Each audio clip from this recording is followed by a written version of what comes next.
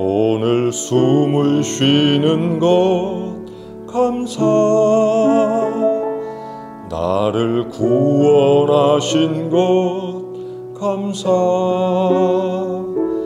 내 뜻대로 안 돼도 주가 인도하신 것 모든 것 감사. 내게 주신 모든 것 감사. 때론 가져가심도 감사. 내게 고난 주셔서 주 뜻 알게 하신 것 모든 것 감사. 주님 감사해요. 주님 감사해요. 내가 여기까지 온 것도 은혜입니다. 주님 감사해요. 주님 감사해요. 나를 사랑하신 주 사랑 감사합니다.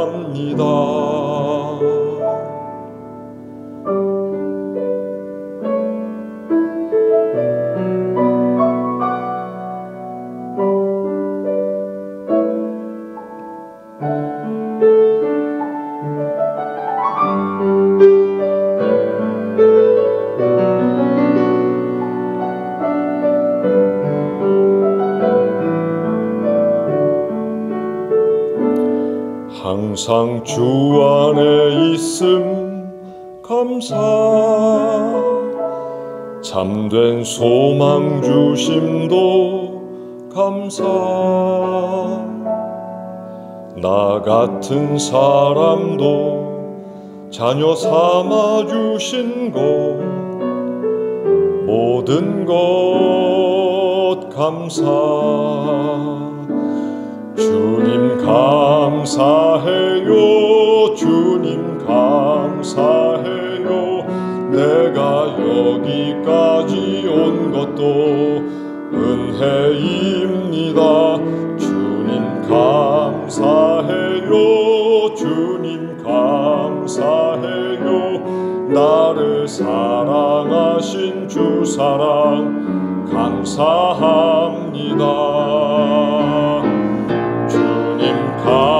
감사해요. 주님 감사해요. 내가 여기까지 온 것도 은혜입니다. 주님 감사해요. 주님 감사해요. 나를 사랑하신 주 사랑 감사합니다. 나를 사랑하신 주 사랑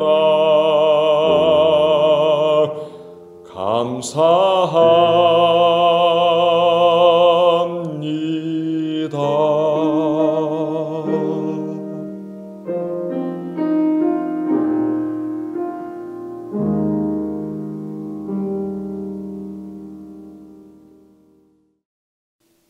그 마음에는 신석정.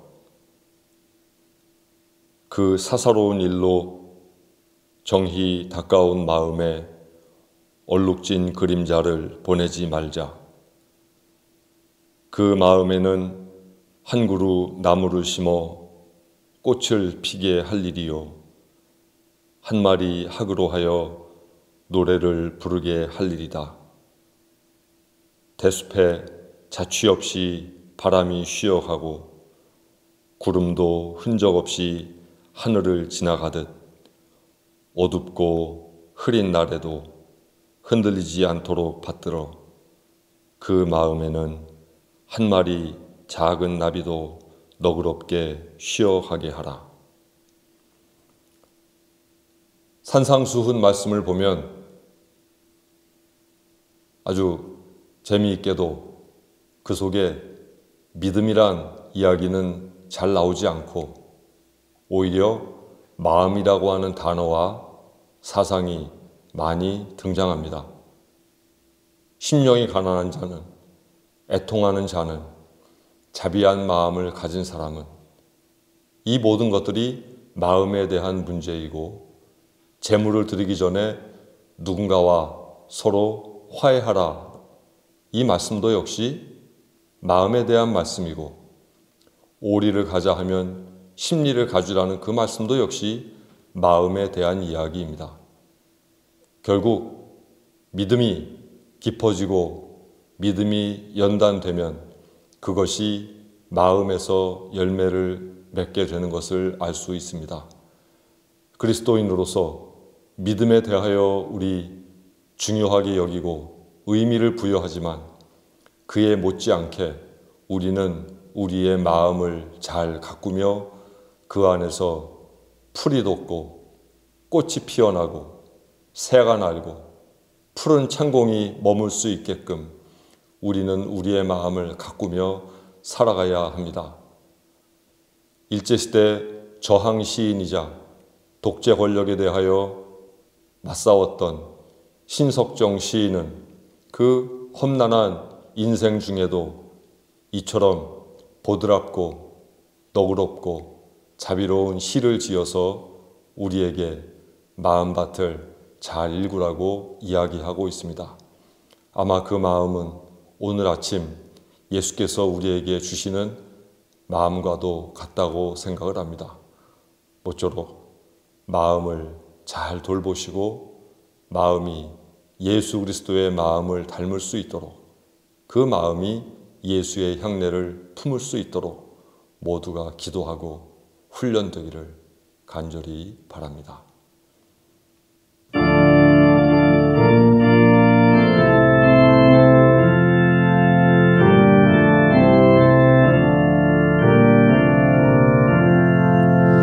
꽃이 피는 봄날에만 주의 사랑 있음인가, 열매 맺는 가을에만 주의 사랑 있음인가, 땀을 쏟는 여름에도 주의 사랑 여전하며, 추운 겨울 줄일 때도 주의 위로 변함없네. 솔로몬의 부귀보다 욥의 고난 더 귀하고, 솔로몬의 지혜보다 욥의 인내 아름답다. 이 세상의 부귀영화 마귀 유혹 손짓 하나, 고생 중에 인내하면 최후 승리 이루리라. 세상 권력 등에 업고 믿는 자를 핍박하는 어리석은 사람들아, 회개하고 돌아오라. 우상의 힘 얼마가며 인간의 힘 얼마가나, 하나님의 심판날에 견디지를 못하리라. 저 천국을 바라보니 이 세상은 나그네 길, 죽음의 길 피하라며 나의 갈 길 막지 말라. 내게 맡긴 양을 위해 나의 결의 평화 위해 우리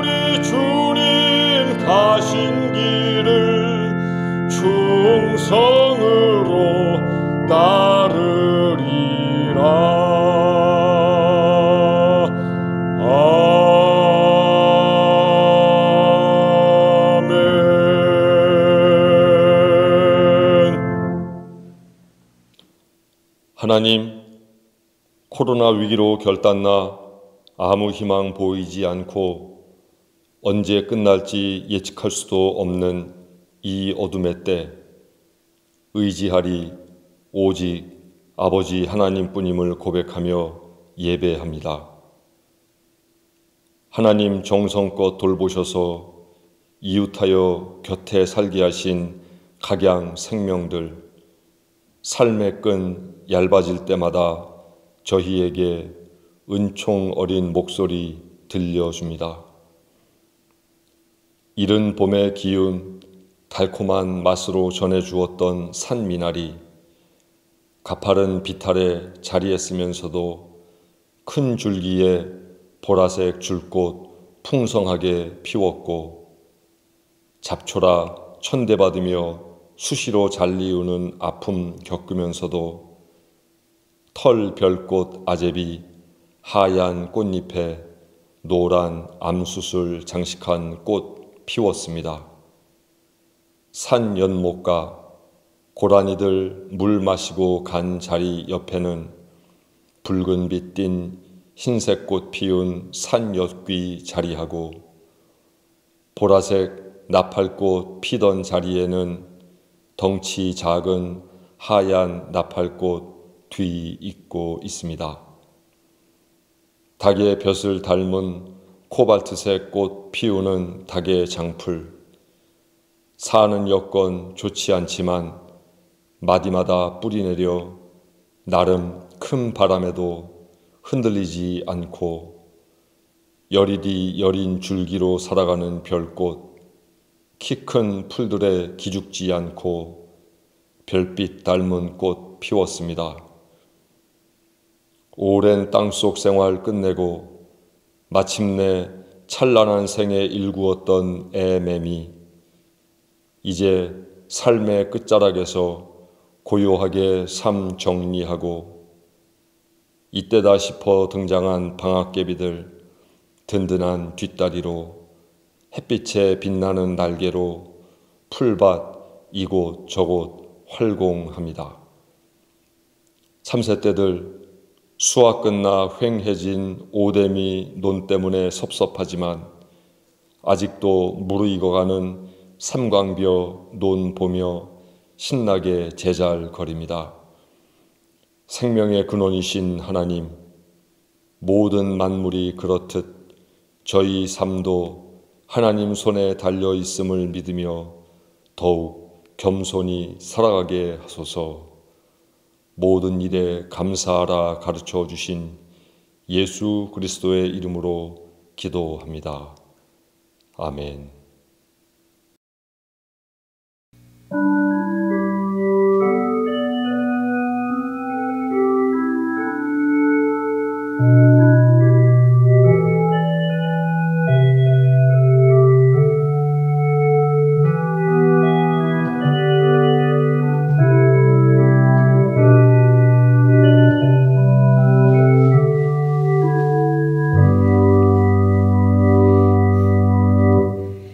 그리스도께서 우리를 해방시켜 주셔서 자유를 누리게 하셨습니다.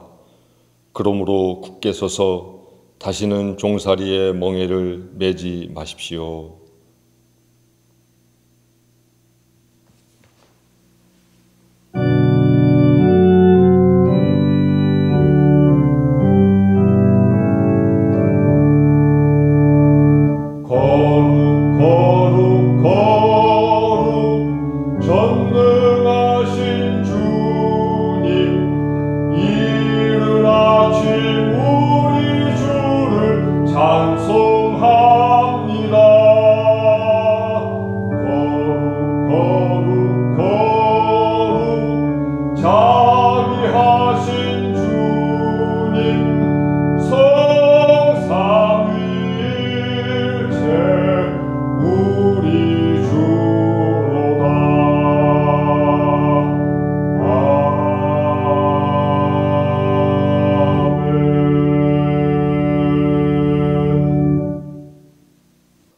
오늘 하나님 주신 성경 말씀은 출애굽기 17장 8절서부터 16절에 있는 말씀입니다. 그때에 아말렉이 와서 이스라엘과 르비딤에서 싸우니라. 모세가 여호수아에게 이르되 우리를 위하여 사람들을 택하여 나아가서 아말렉과 싸우라. 내일 내가 하나님의 지팡이를 손에 잡고 산 꼭대기에 서리라. 여호수아가 모세 말대로 행하여 아말렉과 싸우고 모세와 아론과 훌은 산 꼭대기에 올라가서 모세가 손을 들면 이스라엘이 이기고 손을 내리면 아말렉이 이기더니 모세 팔이 피곤하매 그들이 돌을 가져다가 모세 아래에 놓아 그가 그 위에 앉게 하고 아론과 훌이 한 사람은 이쪽에서 한 사람은 저쪽에서 모세의 손을 붙들어 올렸더니 그 손이 해가 지도록 내려오지 아니한지라. 여호수아가 칼날로 아말렉과 그 백성을 쳐서 무찌르니라. 여호와께서 모세에게 이르시되 이것을 책에 기록하여 기념하게 하고 여호수아의 귀에 외워 들리라. 내가 아말렉을 없이 하여 천하에서 기억도 못하게 하리라. 모세가 제단을 쌓고 그 이름을 여호와 니시라 하고 이르되 여호와께서 맹세하시기를 여호와가 아말렉과 더불어 대대로 싸우리라 하셨다 하였더라. 아멘. 출애굽한 이스라엘 백성들은 십계명을 받게 되는 시내산에 당도하기 이전에 아말렉 사람들과 맞닥뜨리게 됩니다. 아말렉 사람들은 이스라엘 백성들이 가나안을 점령하기 이전에 그곳에 살던 가나안 족속 중에 하나였습니다. 그들은 에서의 후손이었는데 대대로 이스라엘에게는 영원한 적으로 등장하고 있습니다. 그들은 적대자였고 또한 약탈자이기도 했습니다. 그래서 이스라엘 백성들 입장에서 보자면 이 아말렉 사람들은 늘 철천지 원수처럼 여겨지게 되었던 것입니다. 시내산으로 가는 과정 속에서 이 아말렉 사람들이 이스라엘 사람들에게 찾아오게 되는데 그곳이 바로 르비딤이었습니다. 그곳에서 두 민족은 함께 전쟁을 벌이게 되었습니다.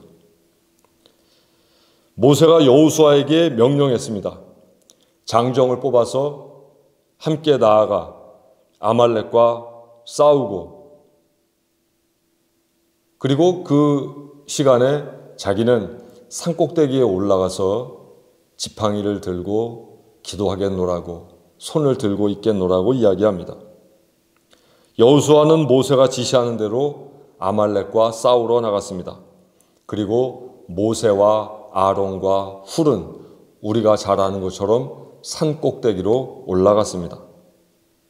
이상하게도 모세가 손을 들고 있으면 이스라엘 백성들이 싸움에서 이기고 모세가 손을 내리면 아말렉에게 지는 일이 벌어졌습니다. 사실 여기에서 모세가 두 팔을 들고 있다고 하는 것은 당시 이스라엘의 종교 문화에서 볼 때 기도하는 자세를 의미합니다. 즉 의미 없이 두 팔을 들고 있었던 것이 아니라 그것은 모세가 하나님께 드리는 간절한 기도였습니다. 아론과 훌은 좌우에서 모세의 팔을 붙들어서 들어 올렸고 해가 질 때까지 그의 팔은 처지지 않게 되었습니다. 그래서 여호수아는 아말렉과 그 백성을 쳐서 이기게 되는 그런 승리를 맛보게 되었습니다. 하나님께서는 모세에게 말씀하셨습니다. 이 일을 책에 기록해서 후세에 남겨라. 그리고 내가 아무도 아말렉 사람을 기억하는 사람이 없도록 하늘 아래에서 전멸시키겠다. 여호수아에게 똑똑히 일러주어라. 말씀하셨습니다. 모세는 그곳에 제단을 쌓고 그곳 이름을 여호와 니시 붙이고 야훼의 사령기를 들어서, 즉 여호와의 깃발을 들어서 손에 들자. 여호와께서 대대로 아말렉과 싸워 주시리라 하고 외쳤습니다. 이 본문에 등장하는 여러 인물들이 있습니다. 무엇보다 이스라엘 백성들에게 쳐들어온 아말렉 족속, 또 이스라엘의 승리를 위해서 팔을 내리지 않았던 모세, 그가 계속해서 팔을 들 수 있도록 도와주었던 아론과 훌, 그리고 장정들을 데리고 나가서 싸웠던 여호수아와 그리고 장정들, 이 모든 인물들이 오늘 이 말씀의 인물적인 배경이 되고 있는데, 그 중에서 모세, 아론과 훌, 여호수아, 장정들, 그리고 하나님, 이 하나하나의 인물적 배경들은 저마다 자기 일을 잘 감당하고 있다는 사실을 본문을 통해서 볼 수 있습니다.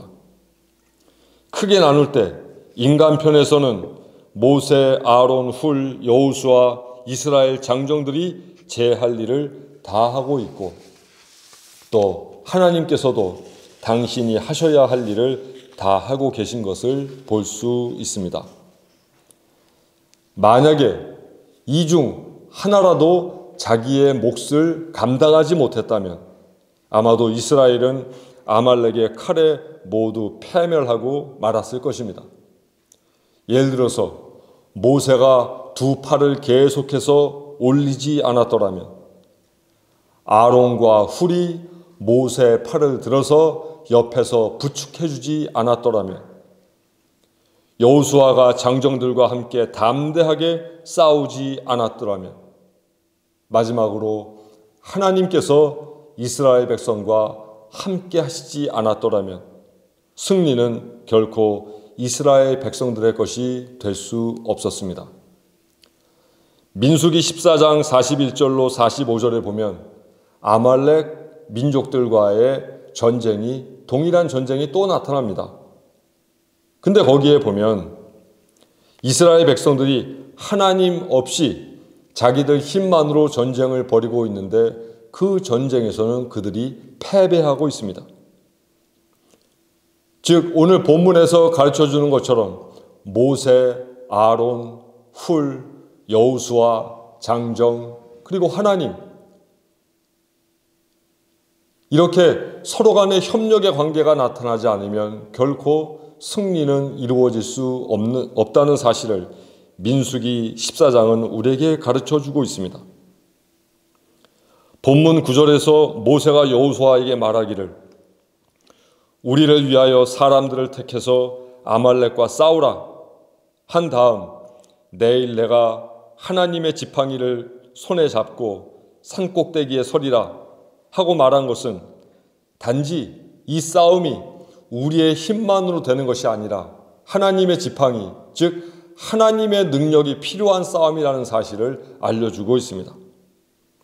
여기서 모세가 잡고 있는 하나님의 지팡이란 하나님께서 동행해 주시고 함께 하시고 당신의 능력으로 은총을 베풀어 주심을 의미하기 때문입니다. 지난주에 본 것처럼 출애굽기 4장에서는 하나님의 지팡이가 모세의 흔들리는 마음을 붙잡고 그를 강하고 담대하게 만드는 데 사용되고 있습니다. 출애굽기 7장부터 9장에 이르는 본문에서 하나님의 지팡이는 애굽 왕 바로를 굴복시키고 이스라엘 백성을 해방시키는 도구로 사용되었습니다. 또한 출애굽기 14장에서는 이스라엘 백성의 길을 가로막고 있는 홍해를 가르는데 이 지팡이가 사용되고 있습니다. 하나님의 지팡이는 모세가 하나님께서 주신 능력을 행하여 모든 방해물, 위험을 제거하는 데 사용되었던 것입니다. 따라서 이 지팡이는 하나님이 모세와 함께 한다고 하는 증표였고 하나님께서 이스라엘 백성들을 가나안 땅으로 인도하시겠다고 하는 약속의 표시였던 것입니다. 그래서 모세는 아말렉과의 싸움에서도 산으로 올라가면서 이 지팡이를 가져감으로 하여 하나님께서 이스라엘 백성과 함께 하시고 있고 그들을 도우신다는 것을 상징적으로 보여주시고 있습니다. 그리고 싸움이 승리로 끝나고 나서 하나님께서 모세에게 하신 말씀, 이 일을 책에 기록하여 후세에 남겨두어라. 내가 아무도 아말렉을 기억하는 사람들이 없도록 그들을 전멸시킬 것이다. 모세에게 똑똑히 일러주어라.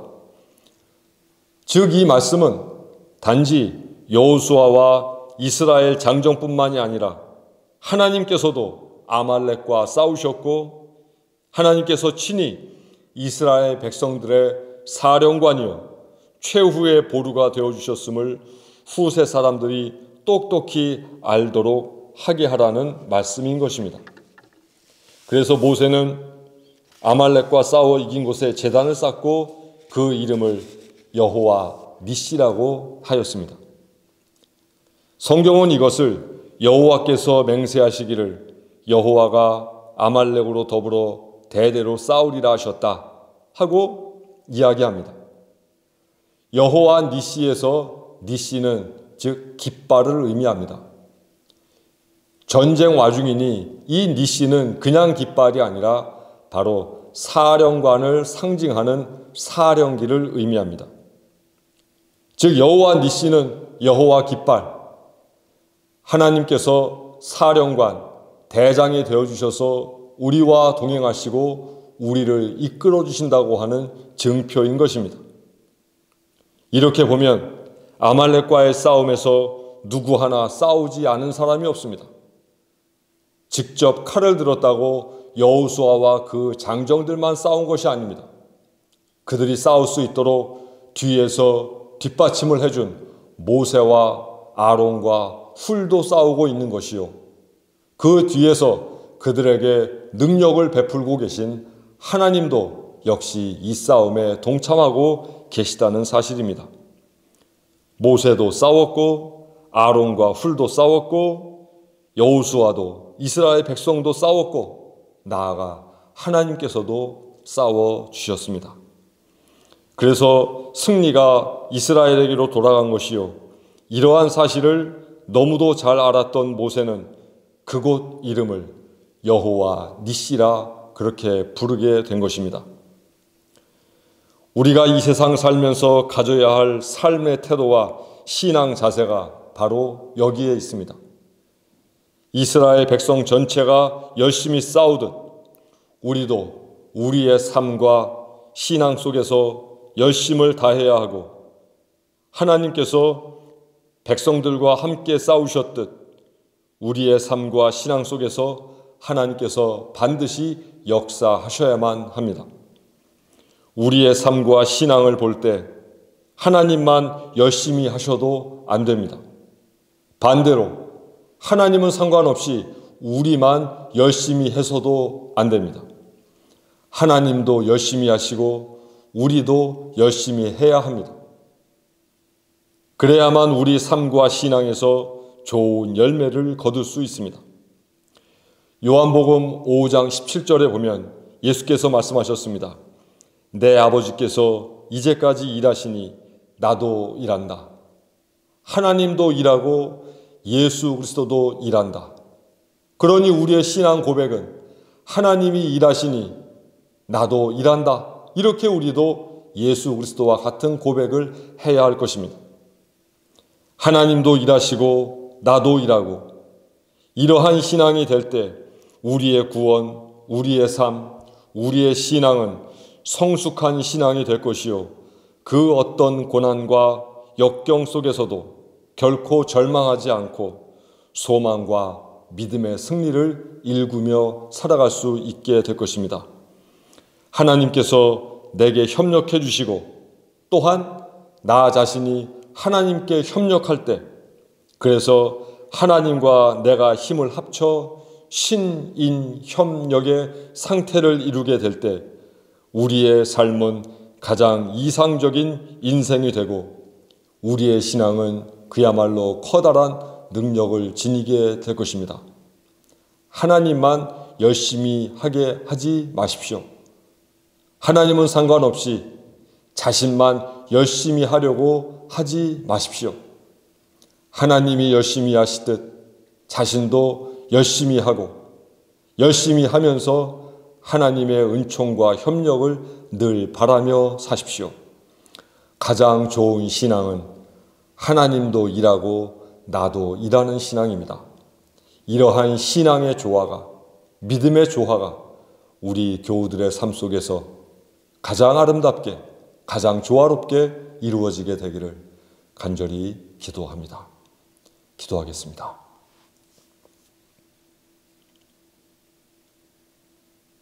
하나님, 때로 교만하여 하나님 없이 살 것처럼 스스로 부지런히만 일하면 될 것처럼 그렇게 여겼던 적도 있습니다. 또 때로 스스로는 하나 노력하지도 않고 부지런히 살지도 않으면서 그저 기도만 하고 하나님께서 다 이루어 주시리라 방관하며 산 적도 있습니다. 이 두 모습 모두 하나님 앞에 죄된 모습인 것을 오늘 아말렉과의 싸움을 통하여 가르쳐 주시니 고맙습니다. 아버지, 하나님께서 일하시니 나도 일한다 말씀하신 예수 그리스도처럼 우리도 하나님께서 내 삶에 열심히 일하시니 우리 스스로도 우리의 삶을 위하여, 우리의 구원을 위하여, 우리의 신앙을 위하여 열심히 일하는 자세를 늘 견지하며 살아가게 하옵소서. 예수 그리스도의 이름으로 기도합니다. 아멘. 함께 인사 나누시겠습니다. 하나님과 함께 일하겠습니다.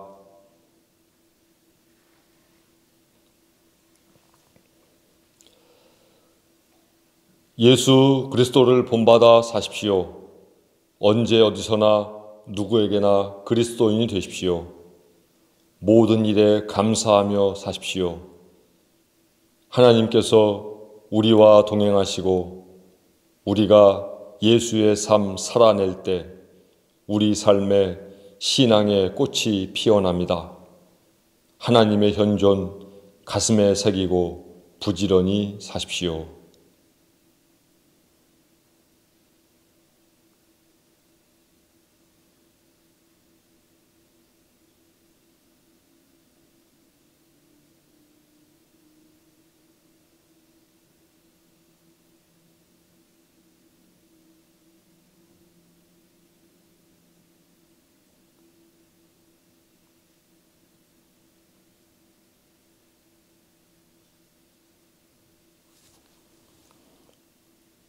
지금은 우리 주 예수 그리스도의 은혜와 하나님의 크신 사랑과 성령의 교통하심이 하나님께서 일하시듯 이 땅에서 그리스도의 일꾼으로서 부지런히 삶의 터 일구며 살고자 하는 원천 신앙 공동체 모든 식구들 머리 위에 지금부터 영원토록 함께 하시옵기를 간절히 축원하옵나이다.